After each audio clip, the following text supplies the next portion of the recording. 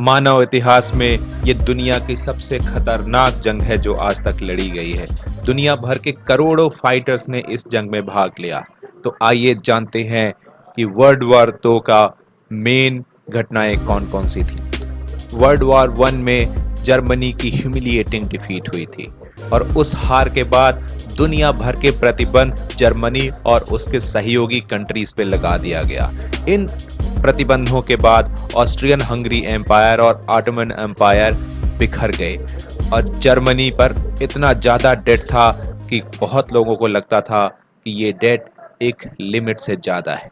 Germany के कई parts dismantle हो गए और पोलैंड रिक्रिएट हुआ और जर्मनी का बहुत सारा हिस्सा पोलैंड में चला गया। जर्मन इकोनॉमी कमजोर हो चुकी थी और वहां पे हाइपर इन्फ्लेशन की नौबत आ चुकी थी। इसको कंट्रोल करने के लिए जर्मनी ने और नोट छापने का फैसला किया, लेकिन सिचुएशन और खराब हो गई और 1914 से 1923 के बीच मार्क की वैल्यू 1000 बिलियन से भी ऊपर जा चुकी थी। आगे आने वाले सालों में जर्मनी ने कई रेडिकल स्टेप लिए इस कंडीशन को सुधारने के लिए, लेकिन सिचुएशन और भी खराब हो गई जब 1929 में वॉल स्ट्रीट अमेरिका में क्रैश हो गया और इसका असर पूरी दुनिया में देखने को मिला और जर्मनी भी उससे अछूता नहीं था। इसके बाद वहां पे अनएम्प्लॉयमेंट की बाढ़ आ गई और इकोनॉमी फिर से बहुत ही ज्यादा अनस्टेबल हो गई। अब बहुत कमजोर हो चुके जर्मनी में नाजीवाद का उदय होता है और सत्ता एडोल्फ हिटलर के हाथों में चली जाती है।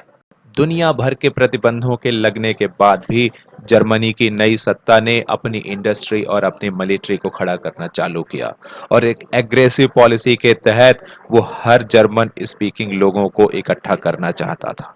वहां दूसरी तरफ इटली वर्ल्ड वॉर 1 में विजयी होने के बाद भी बहुत फ्रस्ट्रेटेड और ह्यूमिलिएटेड फील कर रहा था, क्योंकि उसे जीत के बावजूद ही बहुत छोटा सा हिस्सा जीत के इनाम के रूप में मिला था।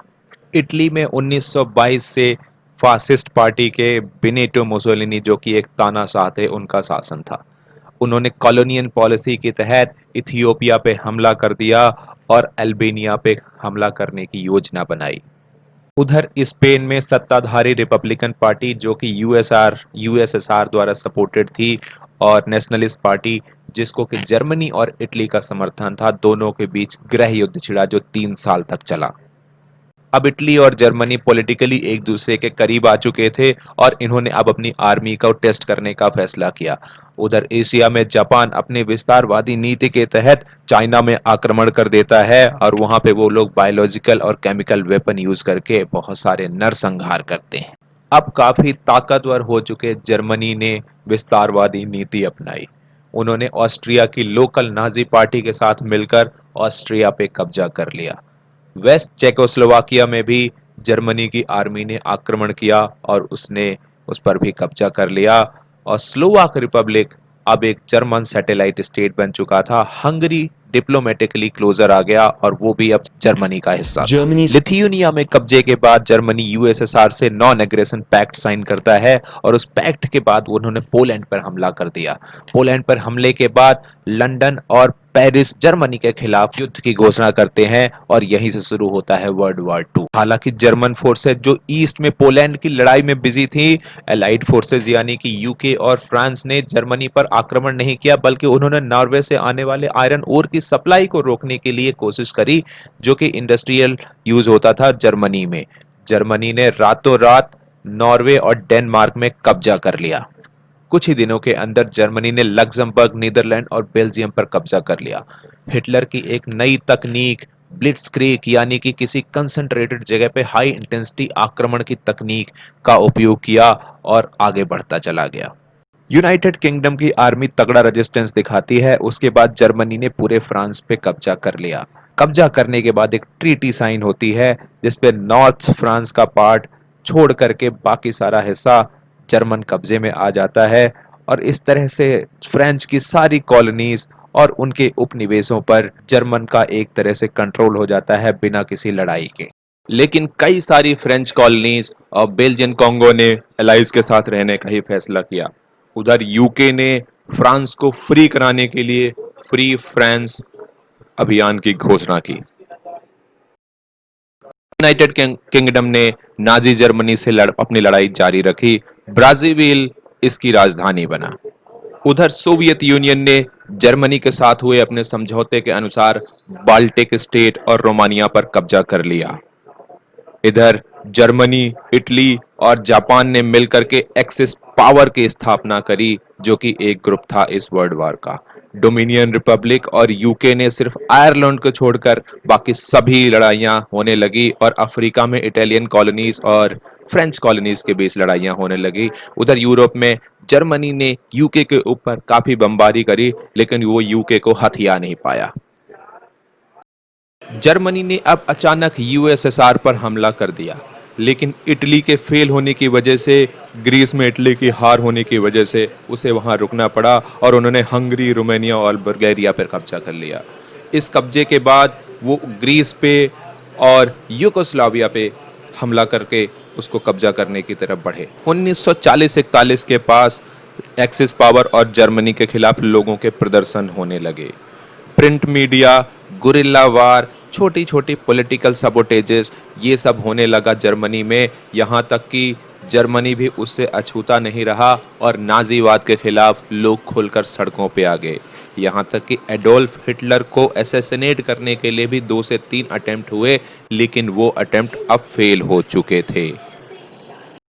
ऑपरेशन बारबरोसा, जर्मनी ने अब तक का सबसे बड़ा हमला एक्सिस पावर्स के साथ मिलकर यूएसएसआर में सोवियत यूनियन को हथियाने के लिए कर दिया और सारी की सारी सेना उसकी सोवियत यूनियन में मॉस्को की तरफ बढ़ने लगी। अब सोवियत यूनियन डर कर एलाइज का पार्ट हो चुका था। सोवियत यूनियन की मदद करने के लिए एलाइड फोर्सेस ने ईरान पर आक्रमण करके उसे कब्जा कर लिया और एक सप्लाई रूट मॉस्को और लेनिनग्राड के लिए खोल दिया। जर्मन फोर्सेस ने लेनिनग्राड और मॉस्को और स्टालिनग्राड के ऊपर हमला करा और लेनिनग्राड में करीबन 872 दिनों तक सिटी को सीज करके करीबन 1 लाख सिविलियंस को उन्होंने मार दिया। मॉस्को में उन्होंने उनको बॉर्डर पे ही रुकना पड़ा और वहां की कड़ाके की ठंड ने जर्मन फोर्सेस के लिए बड़ी मुश्किल पैदा कर दी थी। उधर एशिया में जापान ने इंडो चाइना रीजन पर कब्जा कर लिया और यूनाइटेड स्टेट ने इस विस्तारवादी नीति के खिलाफ जापान पर ऑयल और मेटल ट्रेडिंग के प्रतिबंध लगा दिए। उस रिस्पांस में उसका बदला लेने के लिए जापान ने पर्ल हार्बर, जो कि अमेरिकन द्वीप थे, वहां पे हवाई हमला करके अमेरिका के करीबन 3000 सैनिक और बड़ा नौसैनिक फ्लीट बर्बाद कर दिया।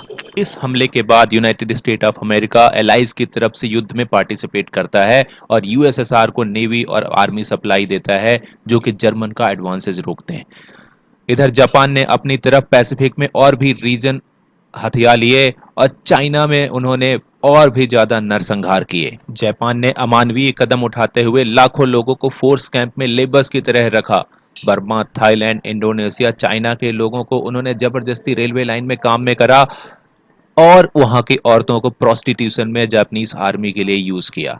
उधर यही हाल यूरोप के कंसंट्रेशन कैंप्स में था, जो एक्सिस पावर्स के बनाए ही यानी जर्मनी के बनाए हुए कंसंट्रेशन कैंप थे, जहां पे जेविस लोगों, पॉलिटिकल अपोनेंट, महिलाओं, बच्चों और अपाहिज लोगों के साथ अत्याचार बढ़ रहा था। यूरोप में सेकेंड फ्रंट के भय से जर्मनी ने अटलांटिक वॉल का निर्माण किया, जो कि वहां के कोस्ट को यूके के हमले से बचाने के लिए यूज करी गई थी। लेकिन यूनाइटेड किंगडम और अलाइसिस फोर्सेस ने मोरक्को और लीबिया यानी अफ्रीका में हमला किया और वहां की कॉलोनीज सीज कर ली, जिससे जर्मन पार्टीज को बहुत नुकसान हुआ। जर्मनी ने इस रिटेलिएशन के लिए फ्रांस को जिम्मेदार पाया और पूरे फ्रांस में कब्जा कर लिया। उधर रशियन बॉर्डर में जहां पे जर्मन फोर्सेस बहुत दिनों से फंसी और अटकी पड़ी थी, यूनाइटेड स्टेट की पावर की मदद से उन्होंने जर्मन फोर्सेस को पीछे धकेलने पर मजबूर कर दिया। इधर नई इटालियन गवर्नमेंट ने युद्ध समाप्त करने की पेशकश की, जिसने जर्मनी को नाराज कर दिया और जर्मनी ने उस पर आक्रमण कर दिया। वेस्ट में यूएसएसआर ने एक जबरदस्त हमला करते हुए जर्मन फोर्सेस को वेस्ट में और अंदर की तरफ धकेल दिया, जिससे जर्मन फोर्सेस का सारा कंसंट्रेशन उधर था और इधर से एलाइज ने फ्रांस पर हमला किया और फ्रांस को जर्मन कब्जे से मुक्त करा करके जर्मनी को आजाद करा लिया। अब ईस्ट और वेस्ट दोनों की तरफ से जर्मनी पर प्रेशर बढ़ रहा था और कई सारी कंट्रीज एक्सिस पावर्स को छोड़ के एलाइज की तरफ आना स्टार्ट हो चुकी थी। जीत होती देखकर एलाइज कंट्रीज ने यूनाइटेड नेशन की स्थापना 1945 में करी, जिसका पार्ट बनने के लिए बहुत सारी कंट्रीज ने जर्मनी के खिलाफ वार छेड़ दिया। अप्रैल 13 1945 को एडोल्फ हिटलर ने अपने ही बंकर पे आत्महत्या कर ली और यहां से लगभग लगभग विश्व युद्ध समाप्त हो चुका था, क्योंकि 8 दिन के बाद ही जर्मनी ने यूनाइटेड नेशंस और एलाइज फोर्सेस के सामने सरेंडर कर दिया था। अब एलाइज फोर्सेस का ध्यान जापान की तरफ था। सोवियत यूनियन ने मंचूरिया की तरफ से जापान पे आक्रमण किया और यूनाइटेड स्टेट ऑफ अमेरिका ने हिरोशिमा और नागासाकी में 2 परमाणु बम गिरा दिए। 15 अगस्त 1945 को जापान ने सरेंडर किया और वर्ल्ड वॉर का ऑफिशियली खात्मा हो चुका था। करीबन 6 साल तक चले इस भयानक युद्ध ने करोड़ों लोगों की जान ले ली। करीबन 6 करोड़ लोग, जिसमें ज्यादातर सिविलियन थे, मारे गए। सैकड़ों ब्यूटीफुल शहर बर्बाद हो गए। जर्मनी के कई आर्मी प्रिजनर्स को यूएसएसआर और यूरोप में अपने यहाँ बॉन्डेड लेबर्स की तरह यूज किया। इवेंचुअली वो ही मारे गए। जर्मनी टुकड़ों में बट गया, ऑस्ट्रिया टुकड़ों में बट गया और यूएसएसआर और यूरोप ने उसको बांट लिया। दुनिया में 2 सुपर पावर पैदा हुई, यूनाइटेड स्टेट ऑफ अमेरिका और सोवियत संघ। हालांकि यूनाइटेड नेशन की स्थापना शांति के लिए थी, लेकिन ये इन 2 बड़ी पावर के बीच का टसल आज तक नहीं रोक पाया, जो कि हर फोरम में किसी न किसी बहाने एक दूसरे को नीचा दिखाने की कोशिश करते हैं।